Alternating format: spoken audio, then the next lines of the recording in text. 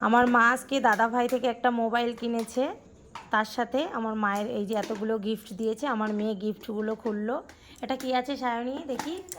একটা টিফিন কোটো আছে, একটা ফটো আছে, হেভি সুন্দর হয়েছে রাধাকৃষ্ণের ফটোটা। ওখানে একটা কাপ আছে, এই যে ঠিক আছে। আর এটা এটা এটা এটা দেখি দেখি দেখি দেখি, দাঁড়া বাবা একটুখানি, খুলতেই পারছে না বুনু, বের করো দেখি। ওয়াও, এদিকে চামিচের পুরো একদম সেট ধরে দিয়েছে, খুব সুন্দর, খুব সুন্দর হয়েছে।